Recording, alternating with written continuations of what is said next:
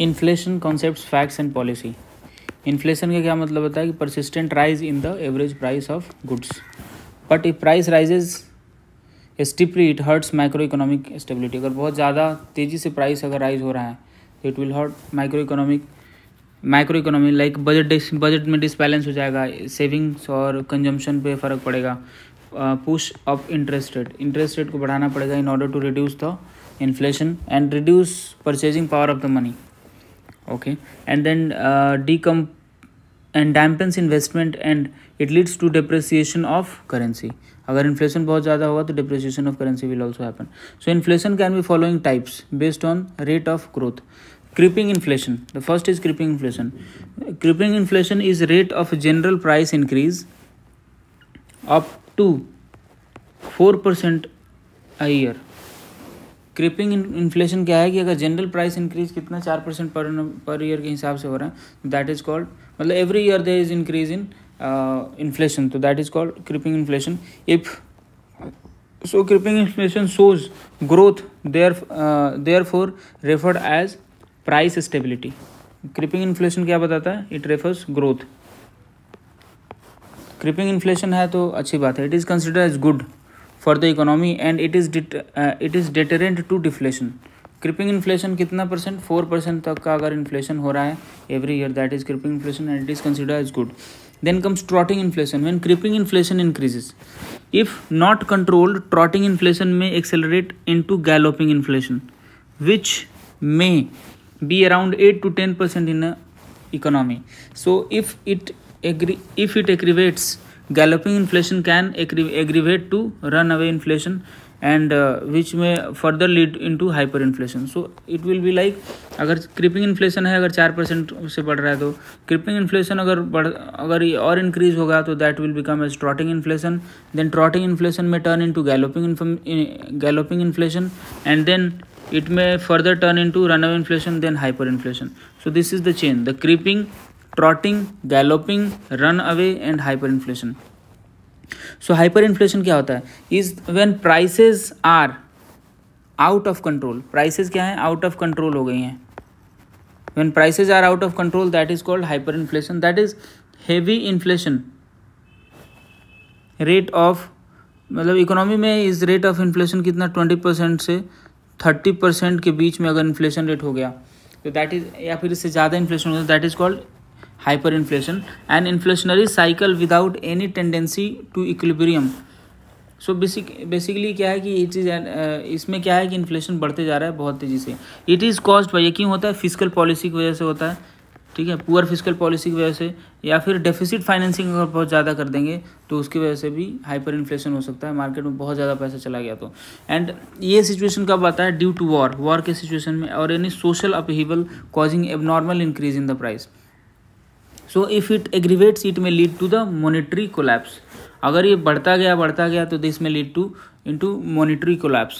For example, अभी monetary collapse was witnessed in Venezuela, ठीक है। Then comes deflation. Deflation when अभी पाकिस्तान में भी यही हालत है, ठीक है, monetary collapse. So this is hyperinflation. Now comes deflation. Deflation क्या होता है? When prices goes at a rate lower than zero, it increases the value of money. It increases the value of money. तो इसमें क्या हो रहा है basically कि प्राइस, जैसे आज इस साल 10 रुपये का कोई है तो अगले साल 8 रुपये का हो गया, तो basically they is decrease by 20%. So this is deflationary condition की price grows at a rate lower than the zero, negative rate में ग्रो हो रहा है ना, this is called deflation. Disinflation क्या होता है? It is reduction of rate of inflation. ठीक है, अगर इस साल 8% है, अगले साल 6%, उसके अगले साल 4%, so there is reduction in the rate of inflation, no, so this is called disinflation. So if inflation rate is not very high, disinflation में लीड टू डिफ्लेशन. ठीक है, अगर इन्फ्लेशन रेट 4% है, फिर और हो गया 2%, फिर हो गया तो इट में 1%, सो it is what, it is causing the deflationary situation, no? So if so disinflation if continued may lead to deflation.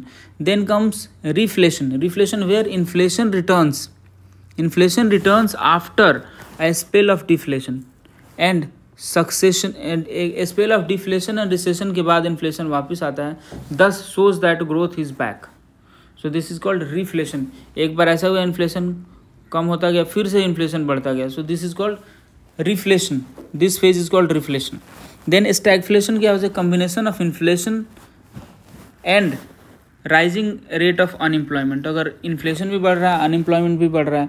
Unemployment क्यों बढ़ता है? क्योंकि इकोनॉमी में ग्रोथ नहीं है। तो stagflation is the combination of stagnation and inflation is called stagflation. 1970s में US economy gone into stagflation. अभी आते हैं open inflation. Open inflation, this inflation that results when government does not support it with subsidies. The inflation that results when the government does not support it with subsidies and monetary policies is called inflation. Government not giving subsidy to kerosene. So open inflation क्या है कि इसमें बढ़ते जा रहे हैं inflation but government is not coming in support. So it is a situation of open inflation. Then suppressed inflation क्या होता है? Through fiscal and monetary policies, inflation can only be managed but not resolved. Hence called suppressed inflation. कि अगर inflation तो हो रहा है लेकिन गवर्नमेंट अपनी पॉलिसी से थोड़ा सा इसको कर्व करने की कोशिश कर रही है, तो that is called suppressed inflation. Then headline inflation देखते हैं। Headline inflation is a measure of total inflation.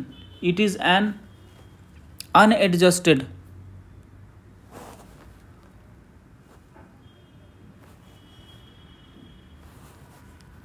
मतलब it is an unadjusted price का index, so that is called headline inflation. It denotes the total inflation in economy. Headline inflation is what consumer experiences. Consumer को कौन से inflation से मतलब है? Headline inflation. Consumer experiences is headline inflation. Then comes core और underlying inflation. Core inflation क्या होता है कि measures the long term trend in general price level. General price level में एक लॉन्ग टर्म ट्रेंड देखने को बोलते हैं। This is core inflation. Temporary effect on inflation are factored out, some items are excluded. इसमें टेम्पररी इफेक्ट को हटा देते हैं, जो टेम्पररी इफेक्ट वाली चीज़ें हैं उसको रिमूव कर देते हैं, ठीक है। और सम आइटम्स आर एक्सक्लूडेड, तो टेम्पररी इफेक्ट वाले आइटम्स को एक्सक्लूड कर देते हैं, या फिर जिसमें बहुत ज़्यादा फ्लक्चुएशन होता है उस आइटम्स को भी हटा देते हैं। तो these are prices of fuel, जिसको एक्सक्लूड करते हैं। तो क्या क्या एक्सक्लूड करते हैं? फ्यूल प्राइस को एक्सक्लूड कर देते हैं।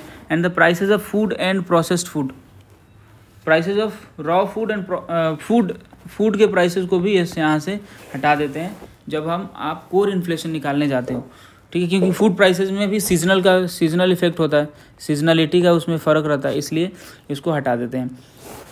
Okay, and of manufacturing, cost of manufacturing is also reduced from this core inflation. Thus core inflation eliminates transitory effect. Central bank should be focused on demand side, should focus on demand side and not supply side. तो जब core inflation calculate करते हैं तो वहाँ पे ये जो transitory effect होता है उसको हम एलिमिनेट कर देते हैं। Okay, now comes headline and core inflation are calculated both at wholesale and consumer price level. Wholesale and consumer दोनों price level पे calculate किया जाता है headline and core inflation. CPI combined rural and urban और headline inflation is considered as, जो CPI combined होता है rural urban दोनों को मिला के, या फिर जो headline inflation होता है, that is considered when inflation is being targeted in the country since 2015 by RBI, ठीक है। तो हेडलाइन इन्फ्लेशन कब कंसिडर? अभी 2015 से हेडलाइन इन्फ्लेशन के लिए सीपीआई को कंसिडर किया जाता है, ना कि डब्ल्यूपीआई को। Okay, so now CPI is taken into consideration, WPI is not taken into consideration for calculating the headline inflation. Now measures of inflation, how to measure the inflation? So GDP deflator, so there is a technique और there is a tool called GDP deflator. So it is released by MOSPI. GDP deflator is released by Ministry of Statistics and Program Implementation. It is most comprehensive measure. It is a comprehensive measure of inflation as it reports changes in the price of all domestically produced इसमें import से आती है goods उसको consider नहीं करते हैं। All domestically produced goods, सारे ही domestically produced goods को कंसिडर करते हैं। फाइनल गुड्स एंड सर्विसेज, तो डोमेस्टिकली जो भी डोमेस्टिकली प्रोड्यूस फाइनल गुड्स हैं और जो भी सर्विसेज हैं उसको कंसिडर किया जाता है जीडीपी डिफ्लेक्टर कैलकुलेट करने में। It is not based on the fixed market basket of goods and services but applies to all goods and services domestically produced and thus most useful. So इसका basket of goods services है, it is not fixed, it is not based on a fixed market basket of goods and services that applies to all goods and services domestically produced and thus most useful. It is used for long term decision making। ठीक है, ये जो है ये जो GDP deflator है ये किस लिए यूज होता है? GDP deflator is use for long term decision making, it is use for long term decision making. Okay, it is published quarterly and annually after GDP data is published. एक बार GDP data publish होने के बाद GDP deflator का data publish किया जाता है quarterly and annually. और जीडीपी डिफ्लेटर कौन पब्लिश करता है? Ministry of statistics and programme implementation, mostly. Now दूसरा इंडेक्स जो है, ये तो पहला इंडिकेटर है, दूसरा इंडिकेटर जो है cost of living index. Cost of living index is a certain standard of living requires a specific basket, okay, of goods and services is defined and tracked for price changes in respect to affordability। तो एक normal standard of living maintain करने के लिए कुछ basic basket तो fixed ही होता है, specific, जैसे दाल मतलब राशन चाहिए, मेडिकल हेल्थ के लिए चाहिए, बिजली बिल के लिए चाहिए, तो ये एक बेसिक चीज़ें हैं जो कि फिक्स्ड हैं एक स्टैंडर्ड ऑफ लिविंग मेंटेन करने, तो उनके प्राइस को यहाँ पे ट्रैक किया जाता है इस इंडेक्स में। तो this index is called cost of living index. Okay, and the cost of living is the cost of maintaining such pre defined standard of living, such pre defined standard of living maintain करने के लिए, तो this is called cost of living index. Then is producer price index. So this producer price index measures the average changes in price. But cost of living index कौन release करता है? Cost of living index is released by whom? It is released by Economist Intelligence Unit. But this worldwide cost of living index is released by economic intelligence unit. एक यहाँ पे cost of living index जो है world wide भी publish किया जाता है, world wide cost of living index bye economic intelligence unit.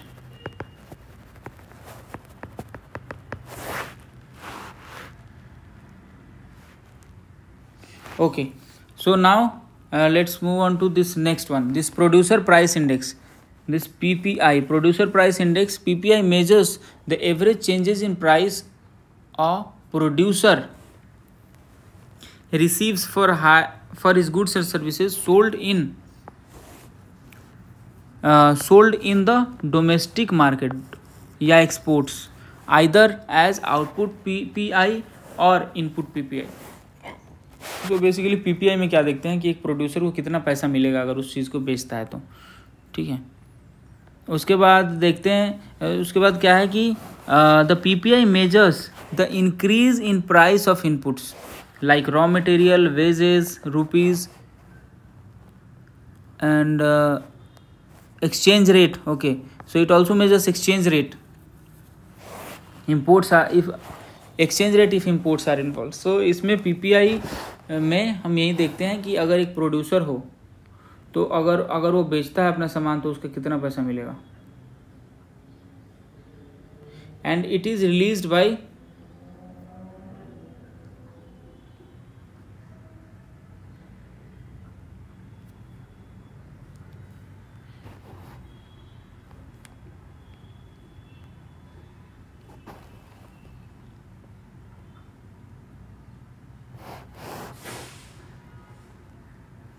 So it is release by NSO, ministry of statistics and programme implementation का NSO रिलीज करता है,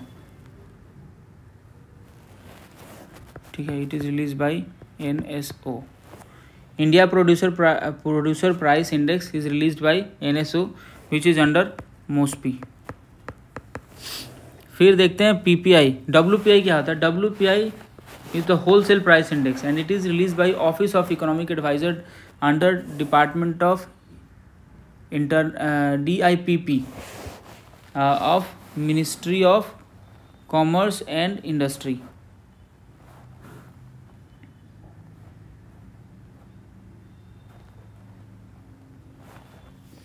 Then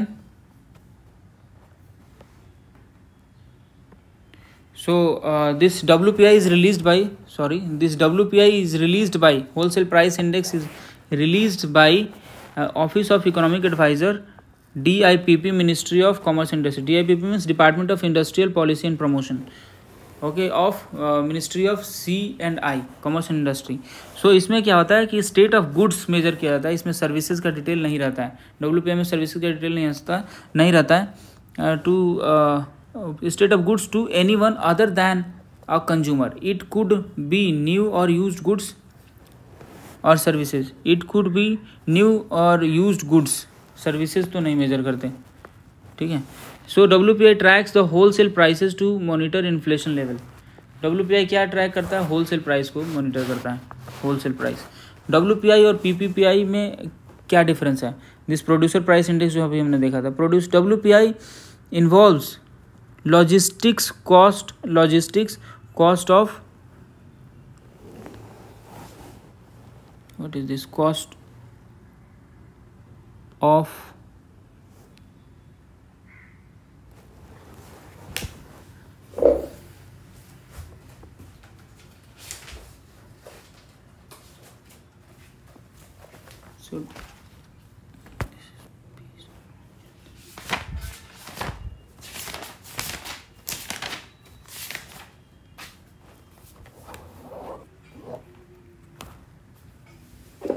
cost of credit. WPI also measures the cost of credit.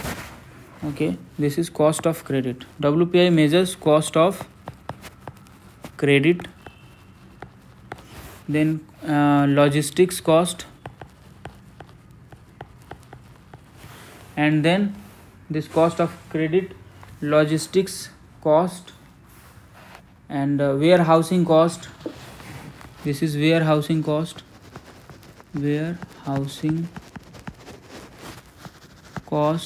and then transportation cost, then margins cost, margins, risk consideration, etc. तो ये सब WPI also taxes are also excluded. WPI also taxes are excluded. Okay, fine. So WPI में क्या major करता है? WPI logistic का cost भी major करता है, इसमें इंक्लूड्स। WPI PPI में डिफरेंस देख रहे हैं तो WPI में इंक्लूड करता है क्या? Logistic cost, cost of credit, warehousing का कॉस्ट, ट्रांसपोर्टेशन का कॉस्ट, ठीक है, मार्जिन्स अगर कोई है, उसमें कोई रिस्क कंसिडरेशन है, इन सारी चीज़ों को WPI में इंक्लूड करते हैं। बट PPI में ऐसा नहीं है। It is exclusive of any tax on product, transport, trade and margin. So this is exclusive of, this does not include, this is exclusive of any tax on product, transport, trade and margin, ठीक है। Any tax on product या फिर transport, trade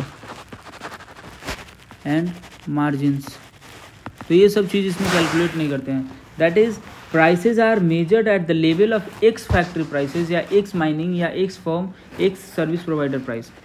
so PPI and WPI में ये difference है। PPI के अंदर वो लॉजिस्टिक कॉस्ट भी इंक्लूड करता है, warehousing cost, transportation cost सब इंक्लूड होता है, लेकिन WPI में ये सब इंक्लूड होता है, लेकिन PPI में ये सब इंक्लूड नहीं होता है। लॉजिस्टिक कॉस्ट ये सब इंक्लूड इसके अंदर नहीं होता है। Then comes CPI. CPI measures the changes in prices paid by consumer at the retail level. CPI measures the changes in price paid by the consumer at the retail level. Okay, it can be for whole economy or group specific as CPI of industrial worker etc. तो CPI क्या major करता है? Prices paid bye consumers eight the retail level, retail level पे जो consumer price पे करता है that is measured by CPI।